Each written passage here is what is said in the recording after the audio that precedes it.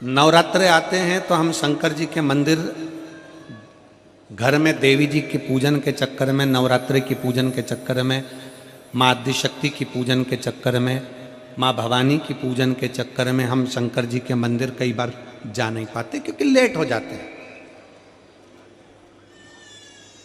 जब नवरात्रे आते हैं गुरुजी, हम देवी की आराधना करते हैं, हम माँ जगतजननी की आराधना करते हैं, माँ जगदम्बा की आराधना करते हैं, माँ दुर्गा की आराधना करते हैं, आदिशक्ति की आराधना करते हैं।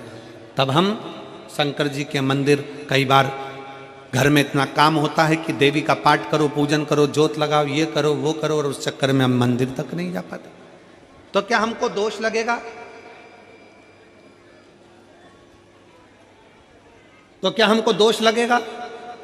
शिव महापुराण की कथा अगर अच्छे से आपने सुनी है तो एक बात याद रखना कि शंकर भगवान को ज्योतिर्लिंग कहते हैं।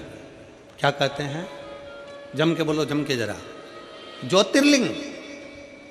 ज्योतिर्लिंग का मतलब क्या होता है?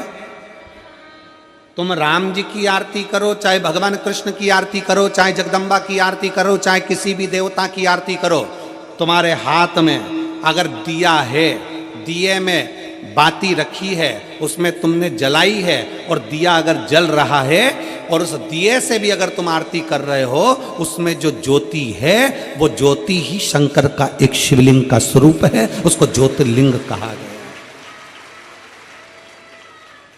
अगर नवरात्रे में देवी जी की ज्योत जला रहे हो, नवरात्रे में देवी जी की अखंड ज्योत जला रहे हो, नवरात्रे में तुम देवी जी की आरती कर रहे हो, नवरात्रे में तुम देवी जी का पाठ कर रहे हो, नवरात्रे में तुम देवी जी की आराधना कर रहे हो, और दिया अगर तुमने जलाया है, उस दिए में जो ज्योति है, उस दिए में जो ज्योति उत्पन्न है, वही ज्योतिर्लिंग का स्वरूप है। ये ना सोचें कि हम शंकर की आराधना नहीं कर रहे। शिव और शक्ति ये दोनों एक है।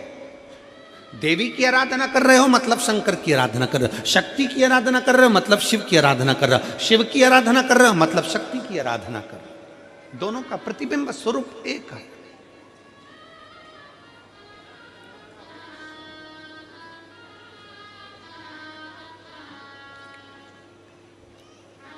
और मैंने तेरे ही भरोसे बाबा, तेरे ही भरोसे हवा बिच उड़ती जावांगी, बाबा डोर हथो छड़ी नावे कटी जावांगी, भोले मैं तेरी भगत, शंभो मैं तेरी भगत, हवा बिच उड़ती जावांगी, बाबा डोर हथो छड़ी में कटी जावांगी, भोले मैं तेरी बदन। शंकर के मंदिर में नहीं भी गए और घर में अगर तुमने दिया लगाया है, दीप प्रज्वलित किया है, दीप जलाया है, ये मानकर चलना कि शिवलिंग वहीं पर विराजमान है, ज्योतिर्लिंग के रूप में विराजमान।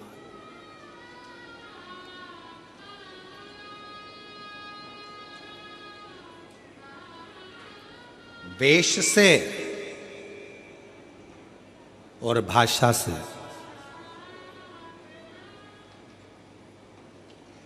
दुनिया के लोग रीझते हो। क्या क्या चीज? जम के बोलो जरा। वेश, पहनावा, वस्त्र और भाषा। छत्तीसगढ़ में रहते हो, छत्तीसगढ़िया बोलते हो। हम मध्य प्रदेश में रहते हैं, हम मालवा का बोलते हैं। उत्तर प्रदेश वाला यूपी की भाषा बोलेगा, बिहारी बिहारी बोलेगा, मराठी मराठी बोलेगा, केरल में रहने वाला कन्नड़ी बोलेगा, आंध्रा में रहने वाला तेलुगु बोलेगा, गुजरात में रहने वाला गुजराती बोलेगा, विदेश में रहने वाला अंग्रेजी बोलेगा।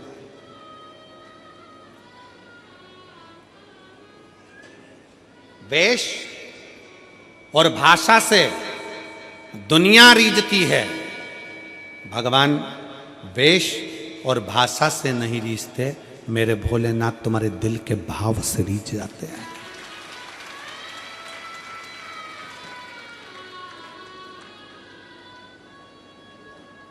कपड़ा बदलने से शंकर कभी नहीं मिला। कितने कपड़े बदल के देख लो, शंकर नहीं मिलेगा। कलेजा बदल कर देखो, शंकर तुम्हारे सामने मिलेगा। कलेजा बदल कर देखो। हम कपड़े बदल बदल कर रहेगा, ये वाला कपड़ा पहनेंगे तो अच्छा लगेगा, शंकर जी के मंदिर जा रही हूँ ये कपड़ा पहनूं। कोई ने कह दिया सफेद कपड़े पहनकर शंकर को रिझाओ, कोई ने कह दिया पीले कपड़े पहनकर शंकर को रिझाओ, कोई ने कह दिया नीले कपड़े पहनकर शंकर को रिझाओ, कोई ने कह दिया काले कपड़े पहनकर शंकर को रिझाओ।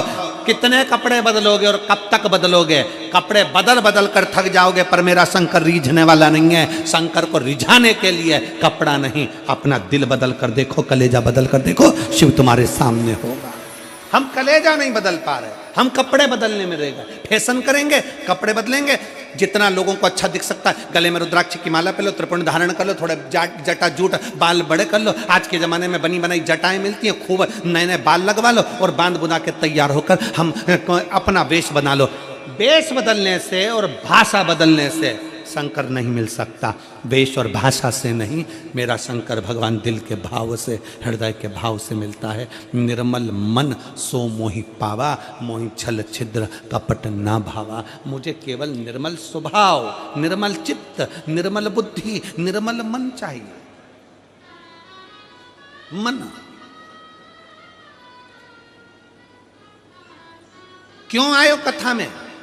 कोई तुमसे पूछे कि ये कथा का छठा दिन और सातवां दिन तुम इतनी संख्या में क्यों पहुंचते हो, कारण क्या है? उसका एक कारण है, जब कथा विराम होती है, कथा का विराम दिवस आता है, जैसे घर के मेहमान जाते जाते हमारे घर के बच्चों को 500, 100, 50 रुपए देकर जाते हैं, टॉफी देकर जाते हैं, उसी तरह कथा का समापन वाला दिन जब जैसे ही आरती होती है और आरती में कर्पूर गौरम होता है, वैसे ही मेरा भोले बाबा भी कर्पूर गौरम कर्णावतारम लुटाना प्रारंभ कर देता है।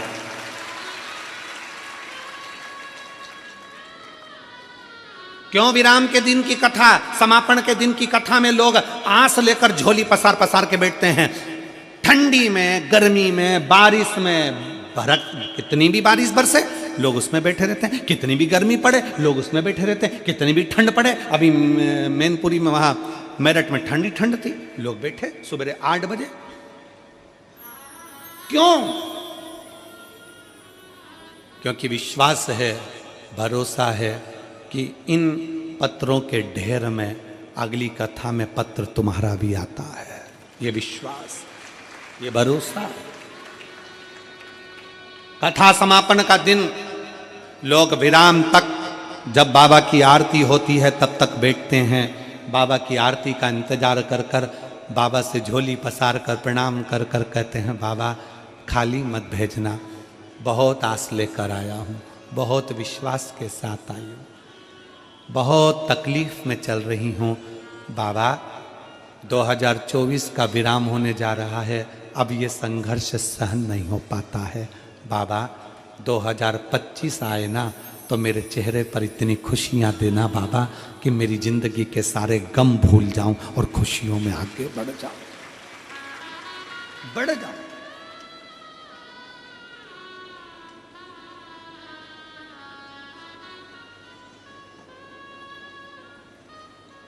कल हम कमल देवांगन जी के यहाँ जब बैठे हुए थे, मिल रहे थे सबसे, तो कोई ने कहा था, गुरुजी हम देवांगन जी से बोलते हैं ना तो ये कथा हम 2024 का एंड और 2025 का प्रारंभ, मतलब हम 31 और 1 के बीच में ले लेते।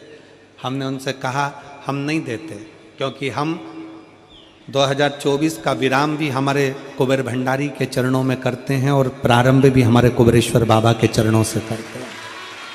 2 दिन हमारे बाबा के चरणों में हम वहीं रहकर उसकी आराधना, 31 तारीख को भी बाबा की आराधना और 1 तारीख को भी बाबा की आराधना दिल से कर।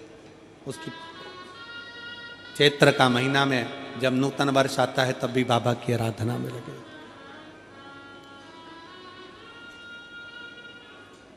उसकी चौखट से शुरू। एक पत्र है,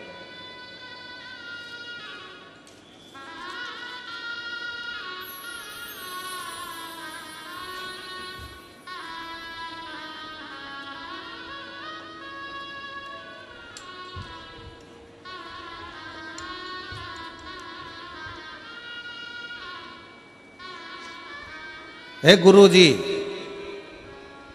श्री शिवाय नमस्तुभ्य।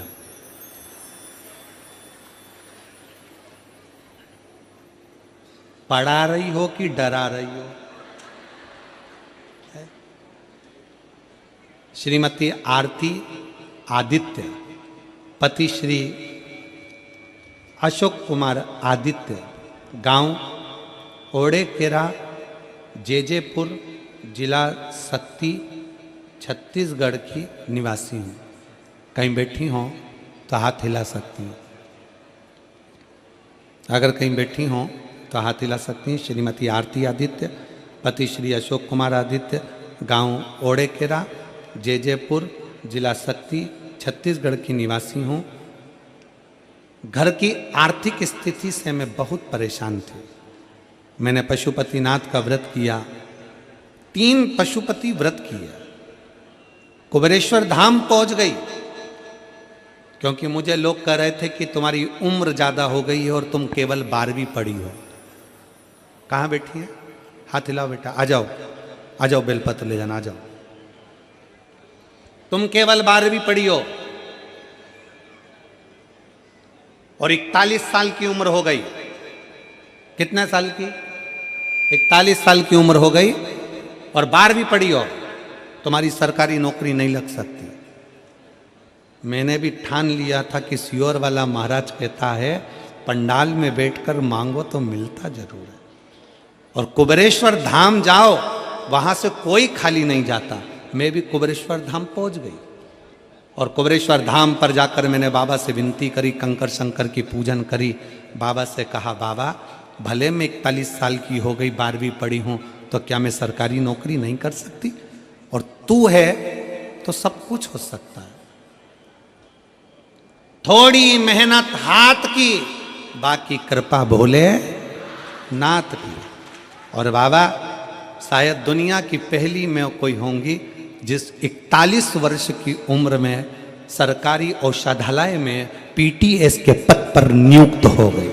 मैं बाबा को प्रणाम करती हूँ, मैं बाबा को नमन करती हूँ। ये शिव है। देवता का काम है भाग्य लिखना और मेरे महादेव का काम है भाग्य को पलट देना। देवता का काम है भाग्य लिखना, वो लिखेगा।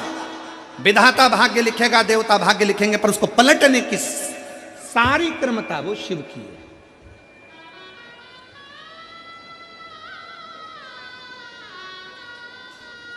सारी अब किस विश्वास के साथ में मैं कहूँ इन शिव भक्तों से, आप जो कथा सुनने के लिए बैठे हो ना, रात भर से इंतजार कर रहे हो, क्योंकि कल छठा दिन शिवरात्रि का दिन था, रात भर से इंतजार कर रहे हो, आपका विश्वास दृढ़ हो। और 2025 की पहली कथा हालेकोसा में होगी, छत्तीसगढ़ की इस भूमि पर। 4 तारीख से 10 तारीख तक कथा चलेगी जनवरी की, फिर 16 तारीख से कथा 16 जनवरी से 22 जनवरी तक सूरत गुजरात में होगी। सूरत गुजरात। जो हालेकोसा की कथा है वो पहले दिन की कथा 1 बजे से 4 बजे तक है, बाकी के पूरी कथा का समय 2 बजे से 5 बजे तक है। हालेकोसा में जो कथा है छत्तीसगढ़ में, दिल से सुनो और यहां से कहकर जाना, कथा 24 में सुन रही हूं, 25 में पत्र पहुंचना चाहिए। आपका पत्र वहां पहुंचना चाहिए, ये बाबा से कहकर जाना। भले बीच में 2-4 दिन हो, परंतु हमारा पत्र वहां पहुंचे और ये विश्वास के साथ पहुंचे, आज के साथ। उस पर दृढ़ता विश्वास करें। कोई कहे कि हम देवी की आराधना करते हैं, हम हो सकता है समय पर मंदिर ना जा सके, ज्योति तो जलाती होगी। कितनी माताएं बैठी हैं जो रोज अपने घर में आरती करती हैं, भगवान की दिया लगाती हैं, पूजन करती हैं, आरती करती हैं। सब लोग करते हो, रखो। अब तुम अगर ज्योति जलाते हो, दिया जलाते हो, तो वो भी तो ज्योतिर्लिंग का ही स्वरूप है, वही भी तो ज्योति है।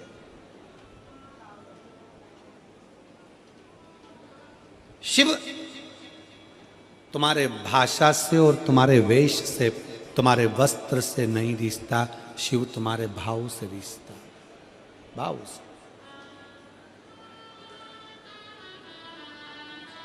और फिर निवेदन है आप सबसे, चेहरा ऊंचा नीचा होगा चलेगा, नाक थोड़ी टेढ़ी होगी चलेगी, कान थोड़ा टेढ़ा होगा चलेगा, आंख थोड़ी बंद चालू होगी चलेगी, सोफा सेट में से 2 सोफे चले जाएंगे चलेगा। चेहरा ऊंचा नीचा होगा चलेगा, पर स्वभाव ऊंचा नीचा होगा तो महादेव को नहीं चलेगा, महादेव को नहीं चलेगा। चेहरा चलेगा, थोड़े काले पीले होगे चल जाएगा, थोड़ा सा रंग ऊंचा नीचा होगा चल जाएगा, थोड़ा सा चेहरे में कहीं मालूम पड़े ऊंचा नीचा काम हो चले जाएगा, सब चलेगा। जिनके बाल है वो भी चल रहा, जिनके बाल नहीं है सियोर वाला महाराज वो भी चल रहा, उसमें क्या दिक्कत। चेहरा ऊंचा नीचा होगा चल जाएगा, पर अपना स्वभाव ऊंचा नीचा नहीं होना चाहिए, क्योंकि यही स्वभाव के बल पर घर चलता है, यही स्वभाव के बल पर दुकान चलती है, यही स्वभाव के बल पर फैक्ट्री चलती है, और यही स्वभाव के बल पर मेरे महादेव की कृपा बरसती है। आपका स्वभाव निर्मल होना चाहिए। निर्मल मन सो मोहि पावा।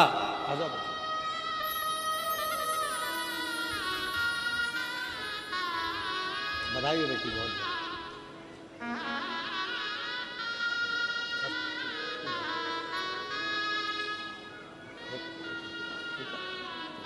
बधाई आपको बहुत बहुत। एक बार जोरदार ताली बजाओ। शंकर जी के पीछे पड़ गई थी। मैंने कथा में सुना है, सियोर वाला महाराज बोला है, भले 12वीं करी हो, भले 41 साल की हो गई, पर तो नौकरी तो लगना चाहिए।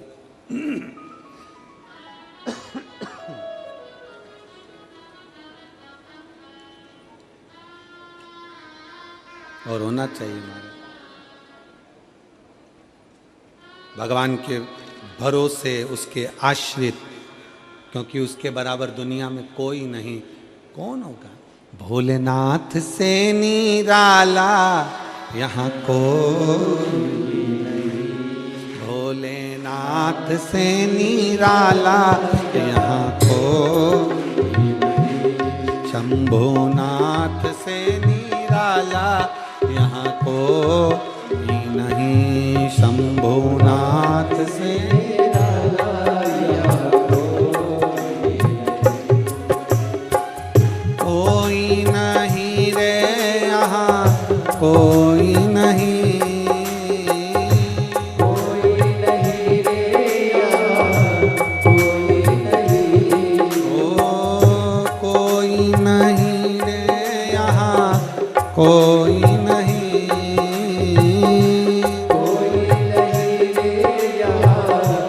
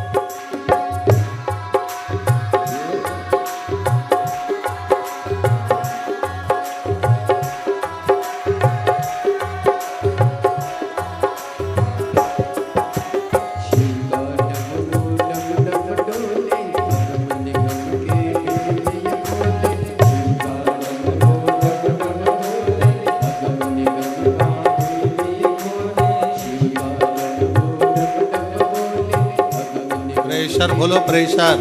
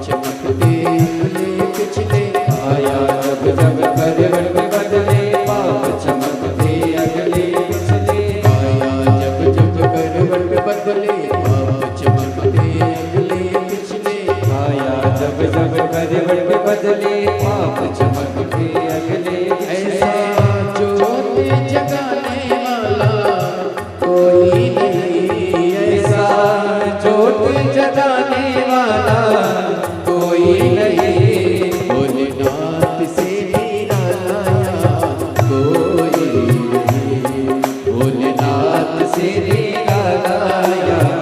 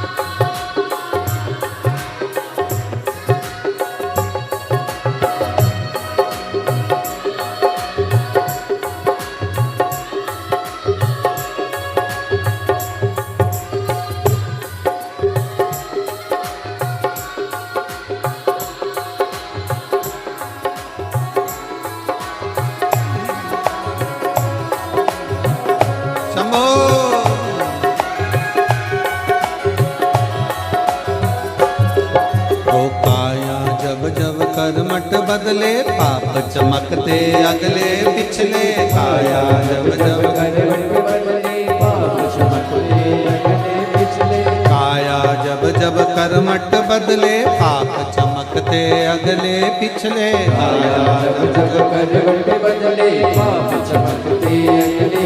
ऐसा जोग जगाने वाला कोई नहीं, ऐसा जगाने वाला कोई नहीं। भोलेनाथ से निराला यहाँ कोई नहीं। भोलेनाथ से निराला यहाँ कोई नहीं। ओ डमरू वाले से निराला यहाँ कोई नहीं। डमरू से निराला यहाँ कोई नहीं। ओ शंभुनाथ से निराला यहाँ कोई नहीं।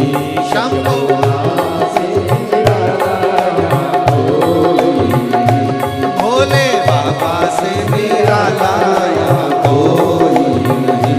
भोले बाबा से निराला यहाँ कोई नहीं। हार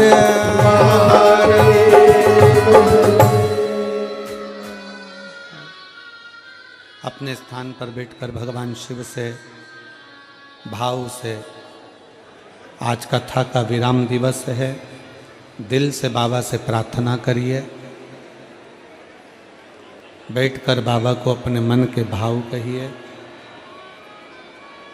हृदय से विनय करिए, निवेदन करिए। जहाँ जगह मिल जाए वहीं बैठ जाओ।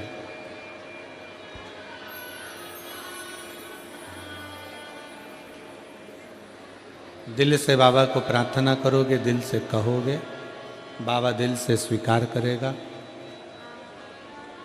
बैठकर बाबा को अपने मन के भाव हृदय से कहिए।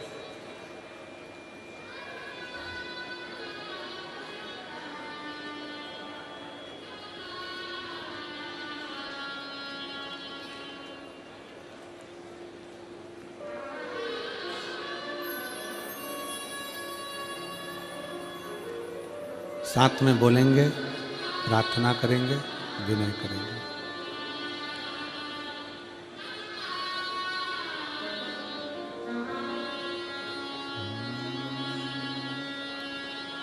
श्री शिवाय नमस्तु। श्री शिवाय नमस्तु। श्री शिवाय नमस्तु।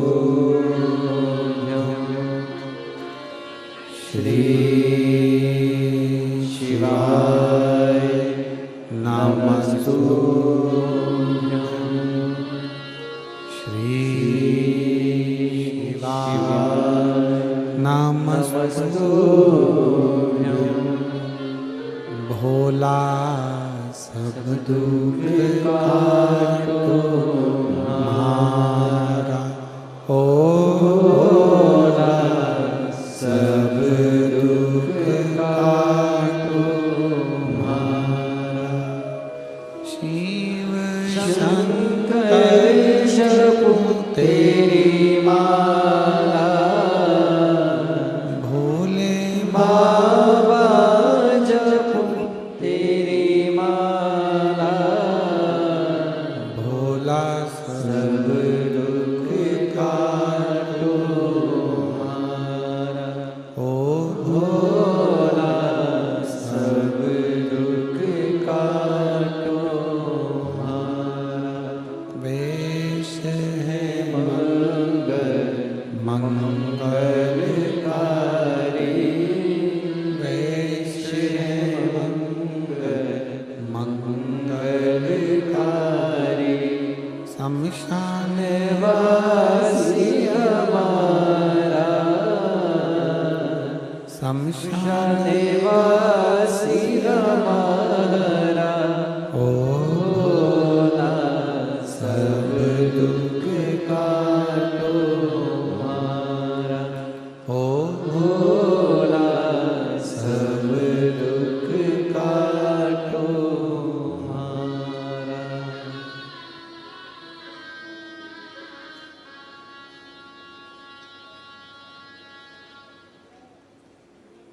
भगवान देवादिदेव महादेव शिवोगढ़दानी त्रिकालदर्शी कैलाशी अविनाशी शंकर जिनकी कथा कर रही है,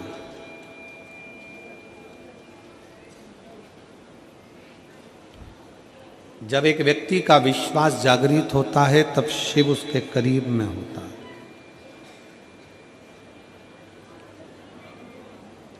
शिव नजदीक में हो।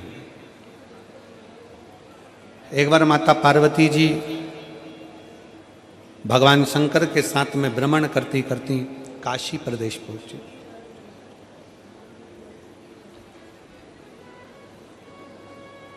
काशी की पवित्र भूमि पर मां विराजमान हुई।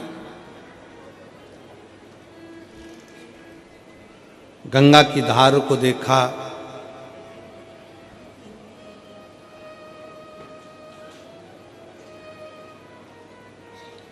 घाट पर थोड़ी देर मां बैठ गई। भगवान शंकर ओगढ़दानी भी काशी के उस गंगा मैया के घाट पर विराजमान हो गए।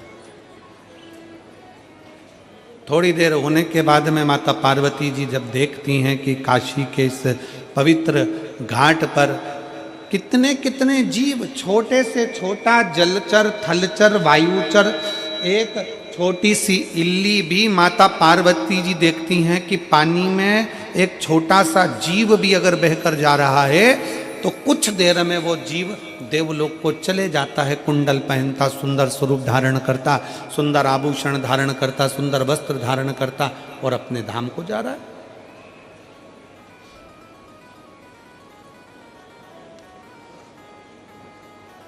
माता पार्वती जी थोड़ा आश्चर्य में पड़ गई कि मैं इतने सारे जगह पर होकर आई, सारे धामों में घूम कर आई, पूरी पृथ्वी पर भ्रमण करती हूँ, सब दूर घूमती हूँ, सब दूर जाती हूँ, पर जब से मैं काशी में आई हूँ और काशी के घाट पर बैठकर मैं जो दर्शन कर रही हूँ, ये गजब का दर्शन है कि कोई छोटी सी इल्ली है, छोटा सा जीव है, छोटा सा जलचर है, छोटा सा जीव काशी में तुरंत गिरा और देवलोक चले गया।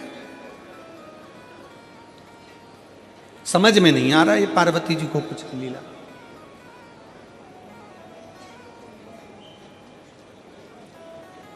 भगवान शंकर पार्वती के स्वरूप को देखकर मुस्कुरा रहे। और हमने पहले भी कथा में एक बात कही, आज फिर कहते हैं,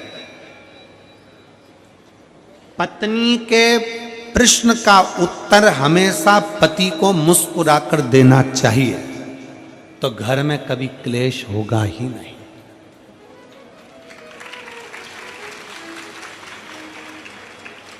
जो तुम चिढ़कर बोले वही मुस्कुराकर बोल दिए होते तो शायद विवाद होता ही नहीं।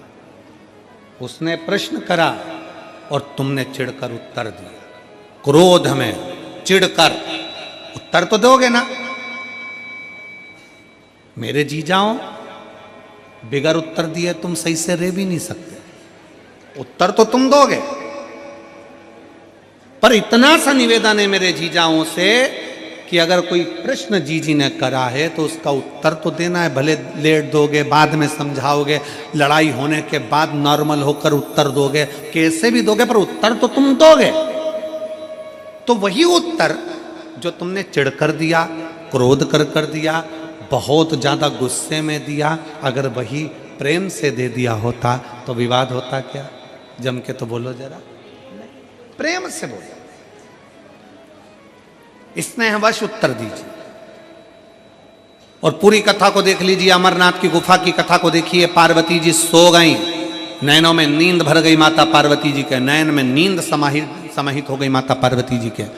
और बाद में शंकर भगवान बोलते हैं हर हर महादेव। जैसे भगवान शंकर ने हर हर महादेव कहा तो पार्वती जी की निंद्रा जाग गई। और निंद्रा जागते से ही पार्वती जी ने शंकर जी को देखा और पूछती हैं, क्यों महाराज, कथा पूरी हो गई क्या? शंकर भगवान को गुस्सा नहीं आया। शंकर जी मुस्कुरा कर पूछे, क्यों पार्वती, तू क्या सो रही थी जो तुझे इतना भान नहीं है कि कथा पूरी हो गई? चलो वो भी जाने दो। महाकाल वन में, उज्जैनी में, अवंतिकापुरी में मेरे भोले बाबा घूम रहे थे छिपरा के तट पर। पार्वती जी ने प्रश्न किया, शंकर जी ने मुस्कुरा कर उत्तर दिया।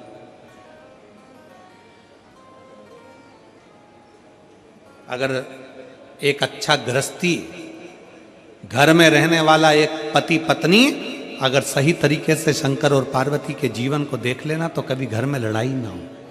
जितने प्रश्न होते थे, जितने प्रश्न हो पार्वती जी बोलती, शिव जी खुश होकर उत्तर देते। कितना सुंदर है, कंठ में जहर सिर पे गंगा, कि दुकान पर तुम्हारे कंठ में कितना भी जहर हो, फैक्ट्री पर तुम्हारे कंठ में कितना भी जहर हो, संसार में कितना भी तुम विष पी रहे हो, कितना भी लोग तुम्हें अपशब्द कर रहे हो, कितना भी ताना दे रहे हो, कितनी भी कठिनता की जिंदगी जी रहे हो, शिव महापुराण की कथा कहती है पर घर के अंदर आना तो सिर पे गंगा लेकर आना, अपने भेजे को ठंडा कर कर आना, अपने भेजे को ठंडा कर कर आओ।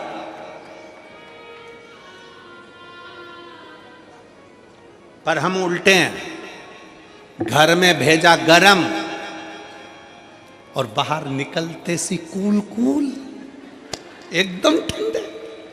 तो फिर पत्नी को थोड़ा टेंशन तो होता है, तुम घर में इतना गुस्सा करते हो और बाहर तो तुम्हारी आवाज नहीं निकलती, बाहर तो इतने प्रेम से बात करते हो, हाँ भाभी जी, हाँ भैया जी, हाँ काका जी, हाँ बुआ जी, हाँ फूफा जी, तो उसको तो चिंता लगेगी।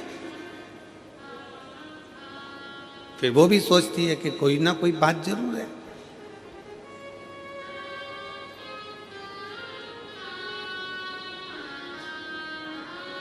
और फिर निवेदन है हमारा, शिव परिवार का एक एक अंश हमारे परिवार से जोड़कर देखो।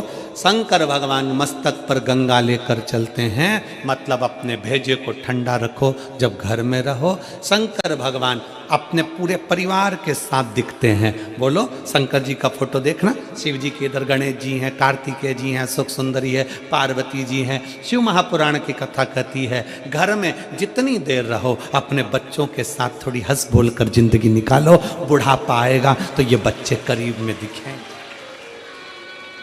जो अपने बच्चों को बाल्यावस्था में भी दूर कर देता है, जो अपने बच्चों को दूर दूर रखता है, वो बच्चे फिर बुढ़ापे में नजदीक में नहीं आते, वो दूर रहना ही पसंद करते हैं और तुम्हें वृद्धाश्रम में भेज देते हैं। नजदीक लेकर आओ।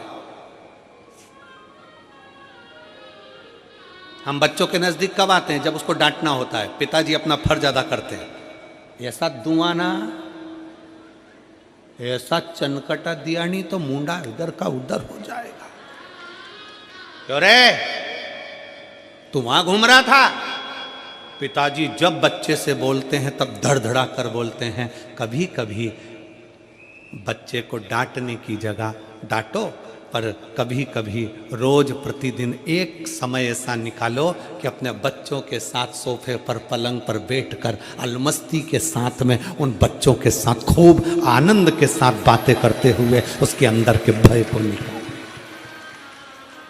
बेटा अपने दोस्तों को अपनी बात कह देता है, बेटा अपनी मम्मी को अपनी बात कह देता है, बेटा अपनी बहन को अपनी बात कह देता है, बेटा अपने मित्रों को कह देता है, अपनी मौसी के बुआ के लड़के को कह देता है, पर बेटा अपने बाप से नहीं कह पाता। क्यों? क्योंकि बाप ने इतना भय उत्पन्न कर रखा है।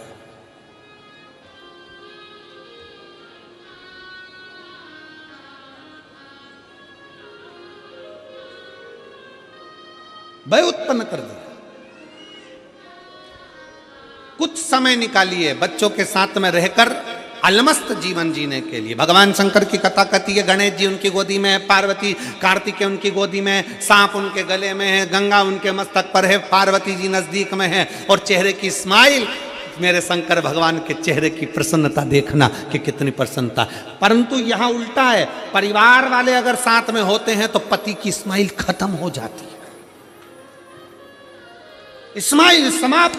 मेरे शंकर भगवान परिवार के साथ हैं तो पूर्ण स्माइल के साथ, पूरी प्रसन्नता के साथ है। मेरा शिव का परिवार कहता है जब अपने अपनों के साथ बैठो तो स्माइल चेहरे पर होना चाहिए। अकड़, तुम्हारा अहम, तुम किसी भी कंपनी के मालिक हो, तुम किसी भी कुर्सी के मालिक हो, तुम्हारी कितनी भी प्रतिष्ठा हो, तुम कितने भी अधिकारी हो, उसको कोने में पटको। बच्चों के साथ एंजॉय का जीवन जियो, अपने परिवार के साथ खुश होकर जीवन। कलेक्टर हो गए अपनी जगह के, एसपी हो गए अपनी जगह कर, मिनिस्टर हो गए अपनी जगह के, मंत्री हो गए अपनी जगह के। एक समय ऐसा आता है कि वो कुर्सी से नीचे उतरते हो, कलेक्टर की कुर्सी से नीचे उतरोगे, एसपी की कुर्सी से नीचे उतरोगे, अधिकारी की कुर्सी से नीचे उतरोगे, पद की कुर्सी से नीचे उतरोगे, मंत्री संतरी कलंतरी की कुर्सी से नीचे उतरोगे। उस समय पर जब नीचे उतरोगे, उस समय पर जिसको तुमने स्माइल दी है, प्रेम से बात करिए, वो तुम्हारे करीब में आएगा। अकड़ में रहोगे तो कोई तुम्हारे नजदीक में नहीं आएगा, दूर हटते चले जाएंगे। स्नेह दीजिए, प्रेम।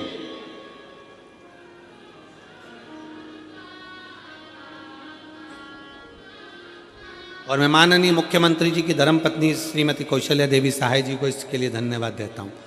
आपका स्नेह, आपकी वात्सल्यता, आपकी शिव भक्ति जो 4 साल पहले थी, वो 4 साल बाद भी, आज भी आप जमीन पर जो बैठकर कथा सुन रहे हो, आपकी शिव भक्ति वही की वही है। उसके लिए साधुवाद है, बहुत बहुत धन्यवाद देता हूं मैं आपको इस चीज के लिए, बहुत साधुवाद। जो 4 साल पहले आप कथा सुनते थे, वैसे की वैसे ही आज कथा के पंडाल में दिखते हो, तो बड़ी खुशी होती है जो 4 साल पहले दिखते थे। इसके लिए एक बार जोरदार ताली बजाइए उनको, बहुत बहुत धन्यवाद है, बहुत साधु साधुता है। आपकी सहजता होना चाहिए, परिवार में खुश होकर रहिए। पिता का फर्ज केवल यह नहीं है कि बच्चों को चिल्लाए, पिता का फर्ज केवल यह नहीं है कि बच्चों को अपशब्द कहे, पिता का फर्ज एक ये भी है कि बच्चों के दिल में क्या चल रहा है, एक बाप अपने बेटे के मुख से निकल वाले बिठाकर, समझाकर, पूछकर उसके दिल का दर्द पूछ ले। बेटा क्या बात है, बाबू क्या हो गया, क्या बात है। मम्मी से बेटा 500 रुपये मांगता है और पापा से नहीं मांग पाता, क्यों? बेटा ऐसा होना चाहिए, बाप से प्रेम ऐसा होना चाहिए कि बेटा कह दे पापा मुझे 500 रुपये की ज़रूरत है, और पापा कहें क्या करेगा 500 का, चल मेरी बात करा स्कूल में, चल मैं बात करता हूँ, मैं देता हूँ, मैं करता हूँ, चल मैं कर। शंकर भगवान काशी के घाट पर बैठकर पार्वती जी को प्रेम से उत्तर दे रहे हैं, मुस्कुराकर उत्तर दीजिए, क्रोध में नहीं।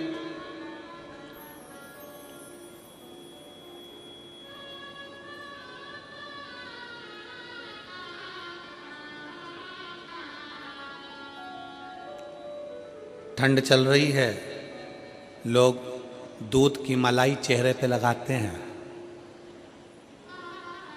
हमने कहा क्यों लगाते हो, कि फटेगा नहीं।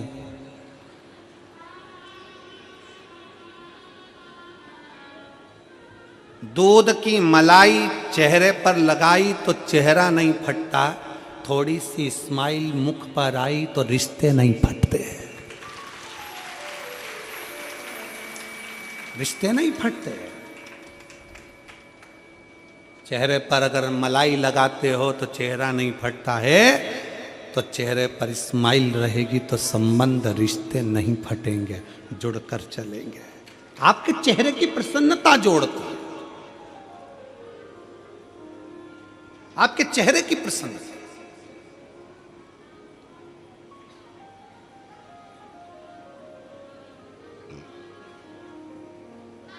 खुश होकर पार्वती जी भगवान शंकर को प्रश्न कर रहे हैं।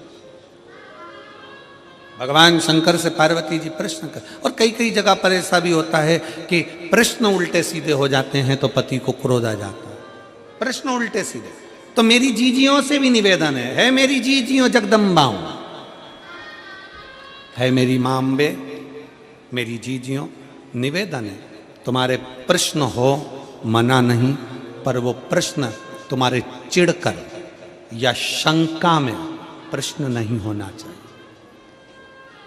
जब तुम्हारे दिमाग में शंका चलने लगती है और शंका में तुम प्रश्न करती हो तो अच्छे से अच्छा घर टूट जाता है। इसलिए प्रश्न शंका में नहीं, प्रश्न शक में नहीं, तुम्हारे प्रश्न भी शंका और शक में नहीं होना चाहिए। तुम्हारे प्रश्न करो दिल खुश रहकर, मुस्कुरा कर करो, प्रसन्नता में। कई बार मेरी जीजियां ऐसा प्रश्न कर लेती है, शंका में प्रश्न कर लेती है, क्यों आज तुम्हारी डीपी डली थी, वो कहते हैं ना कि वो ये मोबाइल जब से आया है ना, तब से दुनिया के लोगों की हालत खराब कर दी इस मोबाइल ने।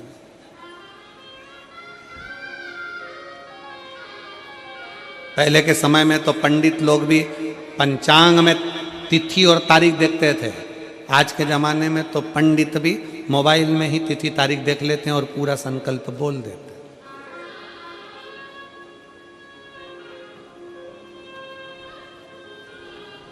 मोबाइल आया, पंचांग गया। पहले लोग छोटा सा रेडियो रखते थे कान में सुनने के लिए। बोलो तुम्हारे पास भी होगा इतना छोटा सा, उसमें कैसेट लगा सुनते रहो। था कि नहीं था? अब मोबाइल आया, तब से किसी के पास रेडियो देखा? मोबाइल आया, पंचांग गया, मोबाइल आया, रेडियो गया। पहले लोग छोटा सा कैमरा रखते थे, इतना बड़ा कैमरा, जहां कहीं घूमने जाते थे कैमरे से फोटो खींचते थे। जब से मोबाइल आया, किसी को कैमरा देखा, कैमरा गया। मोबाइल आया, कैमरा गया।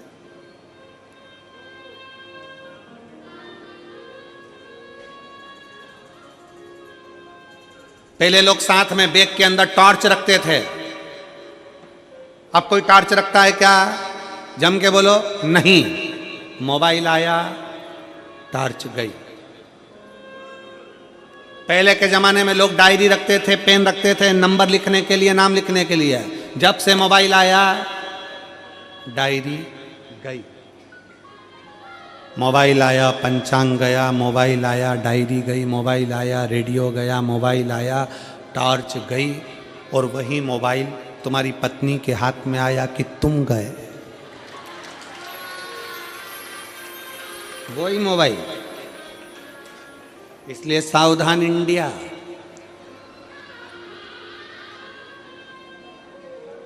थोड़ा सावधान रहिए, थोड़ी सावधान। मुस्कुरा कर उत्तर दो। पति से निवेदन है वो अपनी पत्नी को मुस्कुरा कर उत्तर दे, और पत्नियों से निवेदन है मुस्कुरा कर अपने पति से प्रश्न करे।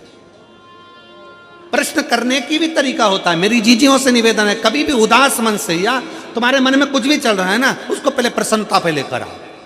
पर तुम्हारी आदत, कई लोगों की आदत रहती है, जो मन में चल रहा है, कई लोगों की आदत रहती। कल कथा में हमने कहा था, पुरुष और स्त्री में एक अंतर होता है। पुरुष यहां से सुनता है, यहां से निकाल देता है। स्त्रियां दोनों कान से सुनती है, मुंह से निकाल देती हैं। वो दोनों कान से सुनती है, एक कान से इधर से सुनेगी, फिर दूसरा कान लगाएगी। सास ने क्या कहा, ससुर ने क्या कहा, ननद ने क्या कहा, भाभी ने क्या कहा, रिश्तेदार ने क्या कहा, नातेदार ने क्या कहा। आधे से ज्यादा घर की लड़ाई, घर के पति पत्नी की खुद की लड़ाई कुछ भी नहीं है। आज के जमाने में घर की पति पत्नी की बिल्कुल लड़ाई नहीं है। लड़ाई किसकी है? पत्नी को कोई कुछ बोलकर चले गए, तुम्हारी मम्मी ने ये कर दिया, तुम्हारे पिताजी ने ये कर दिया, तुम्हारे भाई ने वो कर दिया, तुम्हारी भाभी ने वो कर दिया। पति बेचारा कहता है, तो दूसरे के चक्कर में क्यों झगड़ा करती है जगदम्बा? अपन दोनों की कभी लड़ाई नहीं होती, तो दूसरे के चक्कर में लड़ने बैठ जाती है। अपना प्रेम बढ़ाओ ना, अपनी आसक्ति बढ़ाओ, अपना स्नेह बढ़ाओ, अपना प्रेम बढ़ाओ। और हम दूसरे के चक्कर में अपनी पूरी जिंदगी बेकार कर रहे हैं। नवयुवक बहुएं, नवयुवक बेटियां अपना जीवन बर्बाद करे जा रही हैं। तुम्हारी भाभी ने ऐसा बोल दिया, तुम्हारे भैया ने ऐसा बोल दिया, और आंसू ढलकाने बैठ गई। दूसरे के चक्कर में अपन गाजर का हलवा नहीं खा पा रहे। दूसरे के चक्कर, गाजर का हलवा कढ़ैया में धरा की धरा रह गया, और दोनों झगड़ा कर एक उधर एक इधर। और मालूम पड़ा गाजर का हलवा कोई नहीं खा रहा था। सास ने सोचा मैं खा जाऊं। मत खा, अपन अपनी जिंदगी क्यों खराब करें? किसी के चक्कर में अपन को अपने पति से या अपनी पत्नी से नहीं झगड़ा करना। किसी के चक्कर में आग लगे बस्ती में, जम के बोलो जरा, अपन रहो मस्ती में। क्या किसको रोइए, चादर तान के सोइए।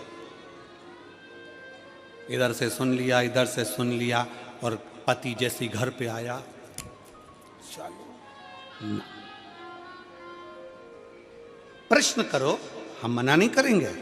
पति पत्नी का संबंध है आपका, प्रश्न करने के हकदार हो आप, और उत्तर देने का हकदार है पति, मना नहीं है, दोनों में। परंतु पति भी उत्तर दे तो प्रेम से दे, और पत्नी भी प्रश्न करे तो प्रेम से करे। मेरी माता पार्वती शंकर भगवान से प्रश्न करती हैं, मुस्कुरा कर करती हैं, स्वामी, ओ स्वामी, ए स्वामी। शंकर भगवान ने पूछा, क्या बात है पार्वती? पार्वती जी कहती हैं, मैंने अभी इतनी देर से घाट पर बैठी थी, मैंने देखा छोटा छोटा जीव सामने आता है और अच्छे कपड़े पहनकर, आभूषण पहनकर भगवान विष्णु का पार्षद बनकर चले जाता है, बैकुंठ जा रहा है। यहां जो समझ में नहीं आ रहा, ऐसा क्यों हो रहा है, ये हो क्यों रहा है, मेरी समझ में नहीं आ रहा, क्यों हो रहा है। और तेरे दरबार की बाबा निराली शान, तेरे दरबार की बाबा निराली शान, तुझे देते नहीं देखा पर झोली भरी देखी, तुझे देते नहीं देखा पर झोली भरी देखी, मुख दुनिया मोड़ेगी बाबा तू मुखड़ाना मोड़े, मेरी लगी परी तीनों बाबा तू ना बोड़ी, मुख दुनिया मोड़ेगी बाबा तू मुखड़ाना मोड़े, मेरी लगी परी तीनों बाबा तू दुनिया मुख मोड़े। उत्तर दो, समझ में नहीं आया, ये क्या है, ये क्या है, ये समझ में नहीं, ये मेरी बुद्धि से परे हो रहा। मुझे ये समझ में नहीं आ रहा कि ये जीव अच्छे वस्त्र, अच्छे आभूषण पहनकर जाते जा रहे हैं, ये कौन है, कौन?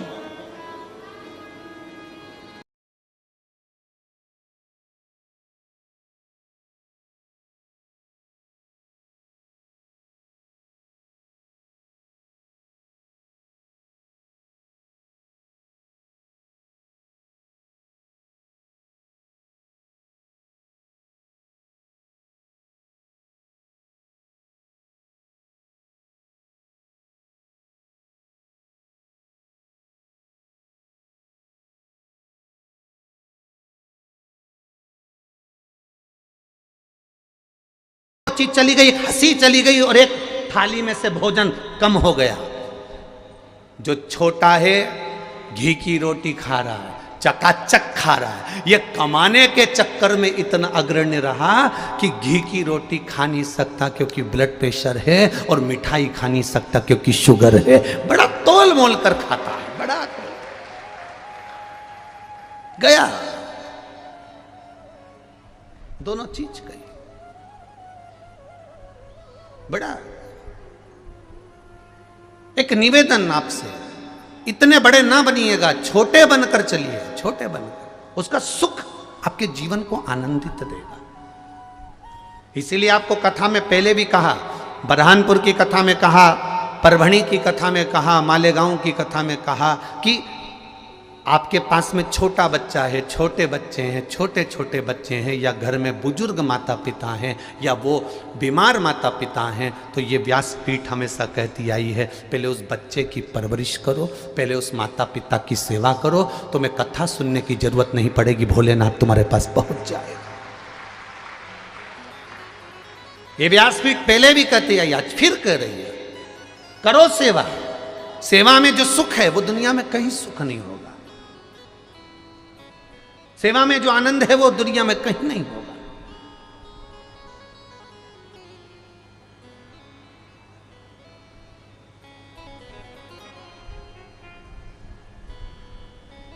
महाराज, तेरी कृपा बिना ना हिले एक भी अणु, लेते हैं श्वास तेरी कृपा से तनो तनो। हे गंगधार मुक्ति द्वार ओमकार तू, भोले ओमकार तू। आयो शरण तिहार शंभो तार तार तू।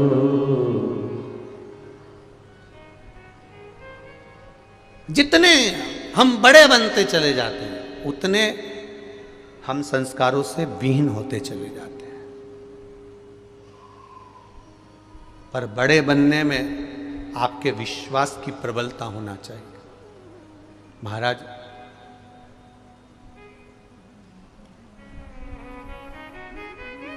जैसे जैसे बड़प्पन मुझे बहुत अच्छा लगा।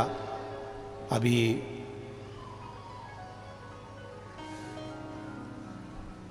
अंबानी परिवार ने एक चीज संसार के लोगों को बहुत अच्छी दर्शाई। एक चीज अंबानी परिवार ने संसार के लोगों को बहुत अच्छी दर्शाई। करोड़पति अरबपति होने के बाद भी शादी करी तो बेटे बहू किसी हिल स्टेशन पर नहीं गए, वो बेटे बहू सारे देवालय और शिवालय घूमते रहे। ये प्रेरणा दी। और आप लोगों ने भी मीडिया में देखा होगा, सोशल मीडिया में देखा होगा, कहीं नाथद्वारा जा रहे हैं, कहीं तिरुपति जा रहे हैं, कहीं काशी जा रहे हैं, कहीं सोमनाथ जा रहे हैं, कहीं मल्लिकार्जुन जा रहे हैं। ये प्रेरणा दी है।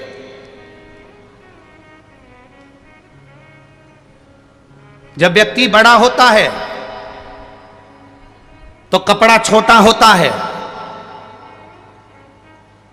और कर्म नीचा होता है। ध्यान रखना। जब व्यक्ति बहुत औहदे पर पहुंच जाता है, जब व्यक्ति बहुत पैसे वाला हो जाता है, धनपति बनता चले जाता है, करोड़पति बनता चले जाता है, जिसके पास में वैभव आने लगता है, उसका धीरे धीरे कपड़ा छोटा होने लगता है। पहले फुल पैंट पहनता था, पैसा ज्यादा आ गया, हाफ पैंट पे आ गया। और पैसा जितना जितना पैसा बढ़ेगा उतनी उतनी पैंट छोटी होती चली जाएगी। जितना जितना पैसा बढ़ते चले जाएगा उतना उतना कपड़ा छोटा होते चले जाएगा। और कपड़ा छोटा होगा और कर्म नीचा होते चले जाएगा।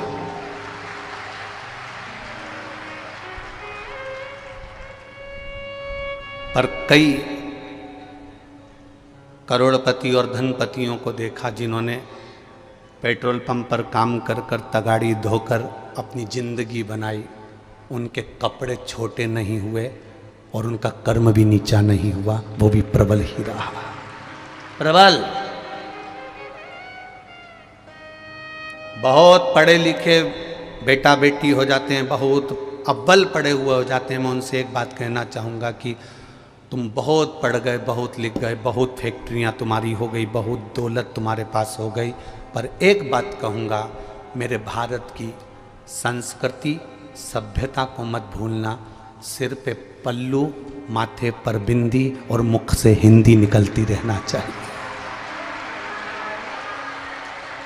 ये सभ्यता और संस्कृति समाप्त नहीं होना चाहिए। तुम्हारा वैभव कितने दिन का है, सत्ता कितने दिन की है, धन बढ़े, कपड़ा छोटा मत होने देना।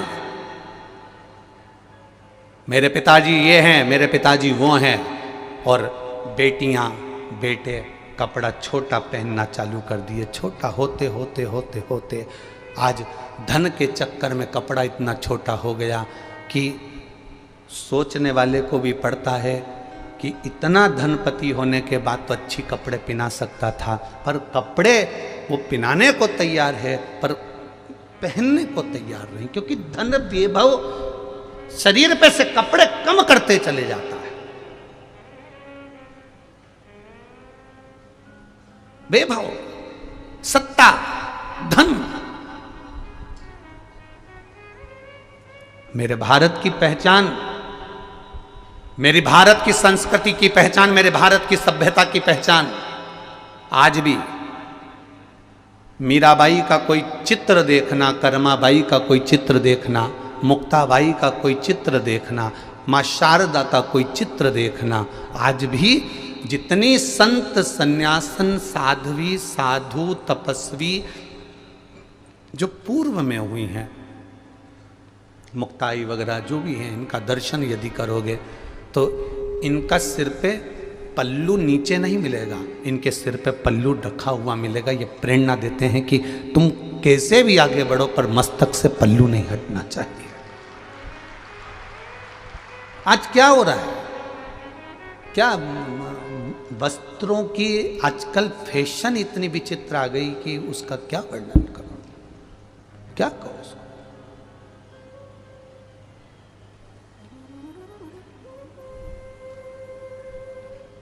बहुत सोचिएगा। मत बुरे कर्म कर बंदे वरना पछताएगा, भगवान की आंखों से तू बच नहीं पाएगा, तू बच नहीं पाएगा। इसलिए कर्म की प्रधानता को मानकर ये ना सोचे कि वैभव बहुत हमारा है तो हम वस्त्र कैसे भी पहनेंगे चल जाएगा। ना ना ना ना, उसको धारण करना है तो हमें हमारी भारत की सभ्यता से, हमारी संस्कृति से धारण करो। पहनो, पहनावा पहनने को मना नहीं, पर जो लायक हो वो पहनो। अब ऐसे तो कितना गाना गाते हैं जब दूल्हा स्टेज पे आता है। जब दूल्हा स्टेज पर आता है तो कितनी धुन बजती है। वो एक गाना गाते ना, अजीबो शान शहंशाह। जब दूल्हा स्टेज पर आ रहा है और डीजे पर गाना बज रहा है, अजीबो शान शहंशाह। अब दूल्हे को भी लग रहा है कि मेरे लिए गाया गया है, मैं शहंशाह। और जिसकी शादी में इतने जोरदार जोरदार गाने बजे कि उसको शहंशाह बना दिया, बाद में उनकी पत्नी उनसे कहती है दूध की थैली लिया और ताबील लपेट के जाए तो क्या लगे। ताबील लपटी हुई है और पत्नी कह रही है दूध की थैली लिया। अब वो अजीबो शान शहंशाह दूध की थैली लेने गया। दोस्त कह रहा है आज तो तू तो रोज 8:30 बजे उठता था, आज 6 बजे। अरे वैसे ही आज नींद नहीं आई मारे, आज मारे नींद नहीं आई।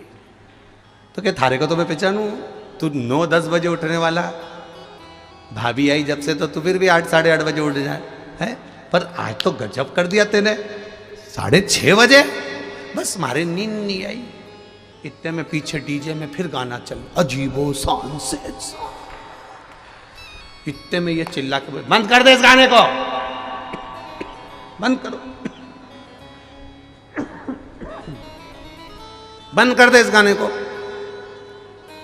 उसने पूछा क्यों बंद करूं, मेरी दुकान पे बज रहा है, मेरी दुकान पे बज रहा है, नहीं करना बंद, नहीं बंद कर तू इस गाने को।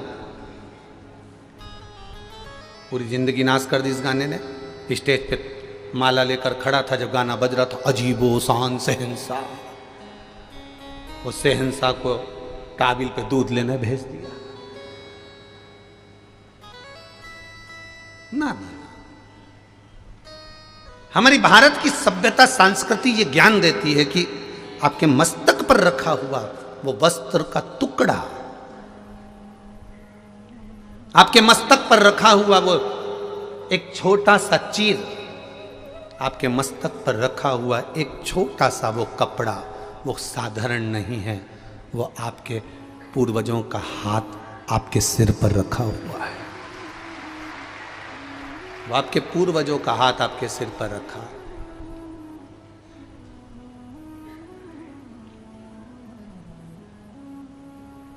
जो दिखावा करता है वो ही जाता है। जो मंगल सूत्र सिर पे पल्लू हो और मंगल सूत्र भी अंदर ढका हुआ हो तो किसी के बाप में दमनी की चोरी करके बता दे। पर आदत पड़ी है ना,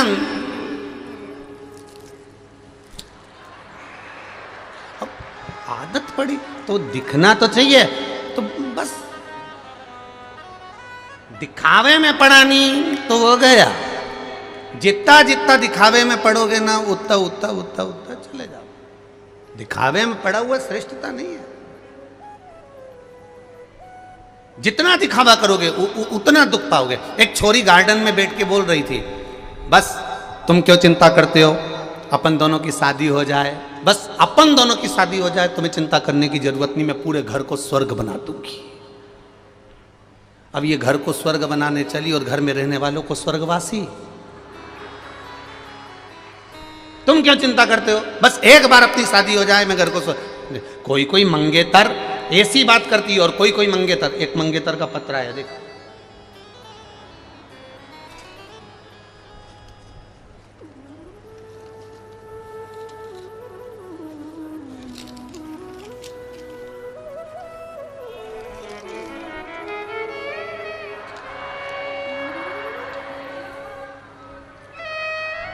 मैं जय पाठक काशी का रहने वाला हूँ। कहीं बैठे हो जय पाठक तो हाथ हिला सकते हो। मैं जय पाठक काशी का रहने वाला हूँ महाराज जी। मेरा जॉब पुणे में है। मेरा मोबाइल नंबर ये है, आप लोग भी पत्र को टीवी पर पढ़ सकते हो। मैं महाकालेश्वर और सीहोर दर्शन के लिए, मेरी मंगेतर को दर्शन कराने के लिए छत्तीसगढ़ गया था। वहाँ हम यहाँ कुबरेश्वर धाम आए हैं। महाराज मैं बाबा का क्या बखान करूँ महाराज जी। मैं 10 से 12 साल से गुटखा खाने की लत थी। 10 से 12 साल से गुटखा खाने की लत थी महाराज। बाबा की कृपा ऐसी हुई महाराज जी, मेरी मंगेतर ने शिव जी के मंदिर में ले जाकर एक दिन मुझे खड़ा करा और शिवजी पे से एक बेलपत्र उठाकर मुझे दिया और एक बेलपत्री मुझे शंकर जी की दे दी और उसने एक ही बात कही, आप शिव मंदिर में आए हो। सियोर वाला महाराज कहता है शिव के दरवाजे पर हमेशा सत्य बोलना। एक बात कहूँ, ये बेलपत्र आज खाओ और गुटखे को त्याग दो। गुरुदेव 10 से 12 साल तक मेरे पूरे परिवार ने उस गुटखे को छुड़ाने का प्रयास करा। 30 से 40 गुटखा प्रतिदिन खाता था। एक बेलपत्री मेरी उस मंगेतर ने मुझको दी। मैंने शिव मंदिर में जिस दिन से खाई, गुटखे से ऐसी नफरत हो गई कि आज मैं उस गुटखे को छोड़ चुका हूं, नहीं खा। धन्यता है आपकी, साधुता है। ये आपका प्रयास है शिव के प्रति। दुनिया के लोग आज के समय में शंकर जी के नाम से बहुत नशा करा रहे हैं। भांग पियो, शंकर जी की प्रसादी है।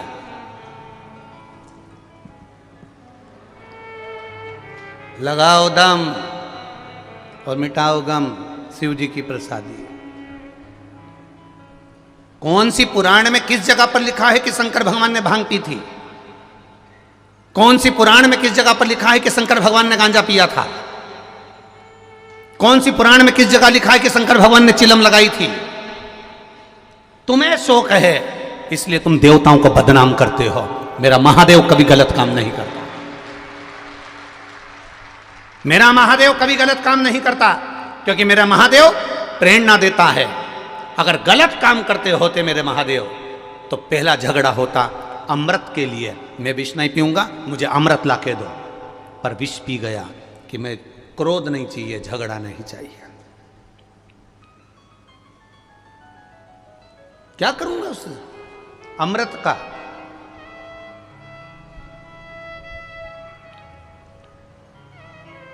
क्या करूंगा उसका मैं?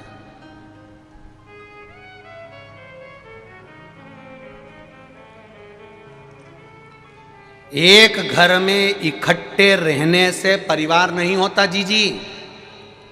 सुन लो री, जहां जहां से आई हो, और जी जाओ तुम भी।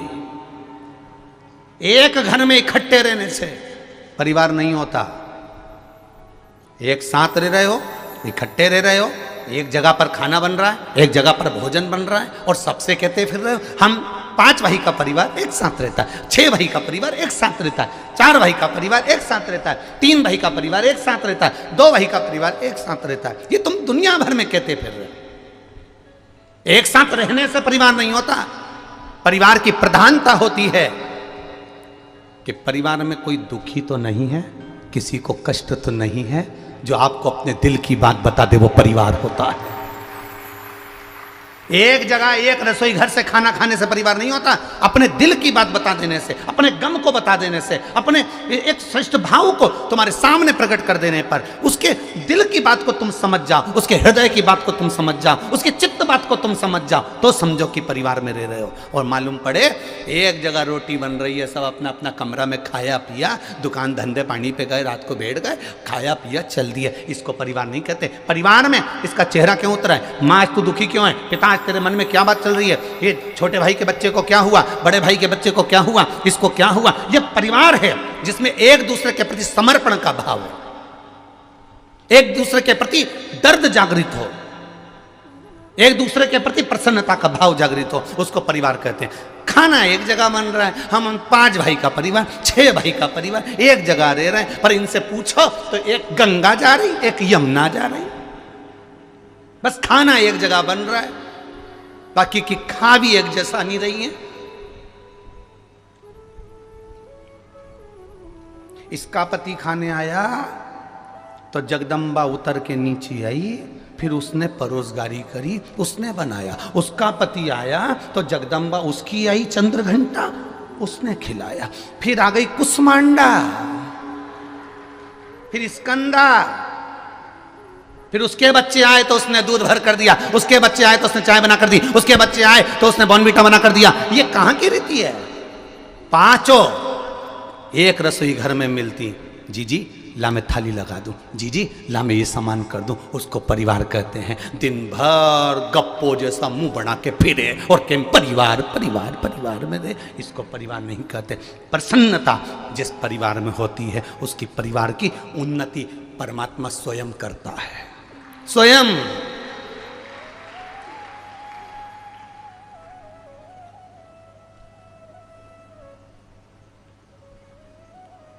कितनी तमन्ना है हमारे भीतर, कितनी आकांक्षाएं, कितनी इच्छा भरी हुई है, कितनी इच्छा। कोई ऐसा मिल जाए जो मेरे सारे दुख मिटा दे। इस चक्कर में तुम कभी कुबेरेश्वर धाम मत आना कि कोई ऐसा मिल जाए जो तुम्हारे दुख मिटा दे। इस चक्कर में कभी तुम कुबेरेश्वर धाम मत आना, फिर कोई दूसरा महाराज के पास चले जाना जो तुम्हारा दुख मिटा दे। कुबेरेश्वर धाम पर आना तो इस चक्कर में मत आना कि कोई ऐसा मिल जाए कि मेरा दुख मिटा दे, क्योंकि किसी की सामर्थ्यता नहीं कि आपका दुख मिटा दे। राम जी का दुख राम जी को मिटाना पड़ा था, कृष्ण भगवान का दुख भगवान कृष्ण को मिटाना पड़ा था। आपका दुख आपको मिटाना पड़ेगा और वो भजन के बल पर मिटाना पड़ेगा।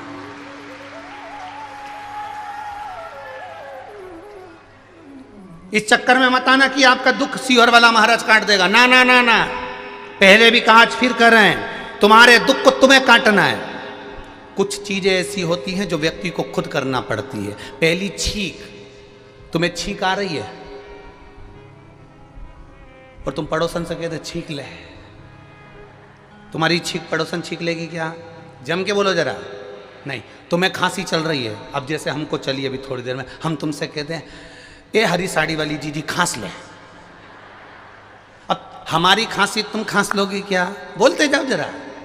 नहीं, सिर तुम्हारा दुख रहा है और दवाई तुम अपने पति को खिला दो और सोचो कि तुम्हारा सिर अच्छा हो जाएगा क्या? नहीं,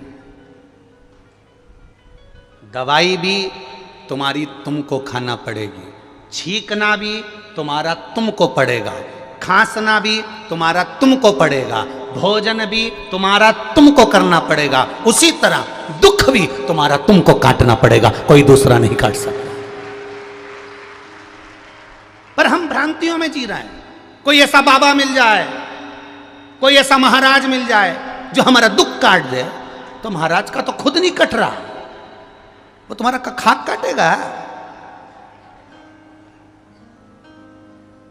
अपना दुख अपने को काटना, काय से कटेगा? तो तुलसी बाबा ने लिख दिया, कलयुग केवल नामधारा, श्री शिवाय नमस्तुभ्यम।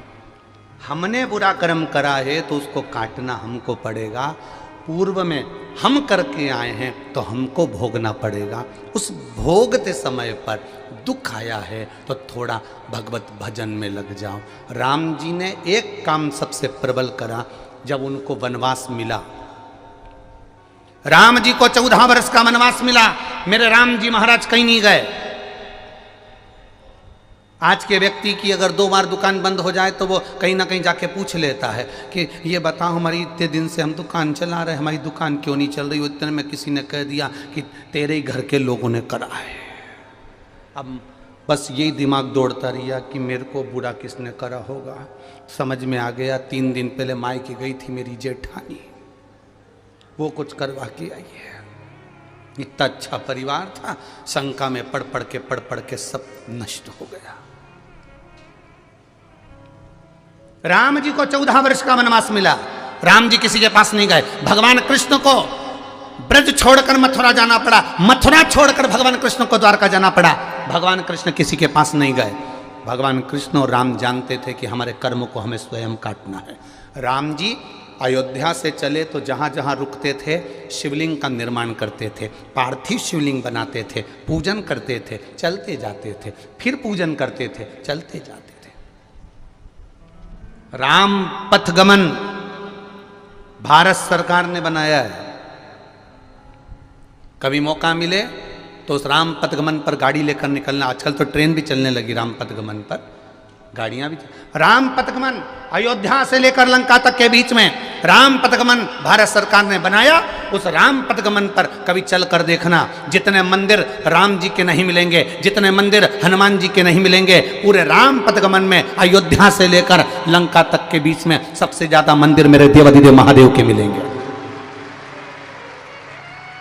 उस राम पथगमन में सबसे ज्यादा मंदिर मेरे महादेव के मिलेंगे। महादेव के मंदिर क्यों? राम जी जहां बैठते थे शिवलिंग बनाते थे, पूजन करते थे। राम जी जहां बैठते थे शंकर की आराधना करते थे। जो राम जी ने अपने हाथों से शिव की आराधना करी वो वहां स्थापना कर दिया। आगे बढ़े स्थापना कर दिया, और आगे बढ़े स्थापना कर दिया। राम जी स्थापना करते गए।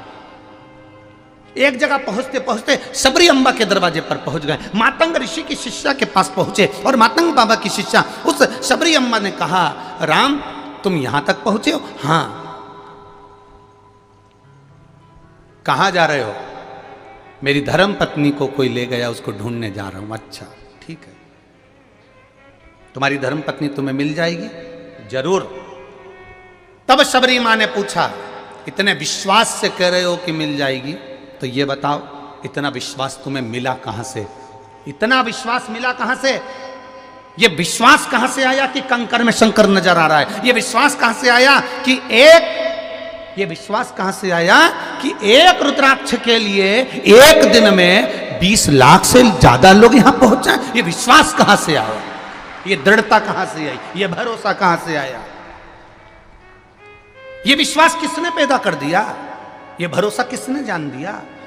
तब मातंग बाबा की शिष्या पूछी, मां शबरी अम्बा, राम तुम विश्वास से कह रहे हो कि मुझे सीता मिल जाएगी, तो तुम इतने विश्वास से कह रहे हो तो विश्वास कहां से आया? राम जी कहते हैं मैं अयोध्या से चला था, रोज प्रतिदिन सुबह उठकर एक शिवलिंग का निर्माण कर कर पूजन करता था। शिवलिंग नहीं बना पाता तो जो मंदिर मिलता उसका स्मरण करता था, शिव का दर्शन करता, एक लोटा जल समर्पित करता, श्रृंगार करता महादेव का, चलते जाता। बस वही शिव ने मुझे विश्वास दिया है और शंकर की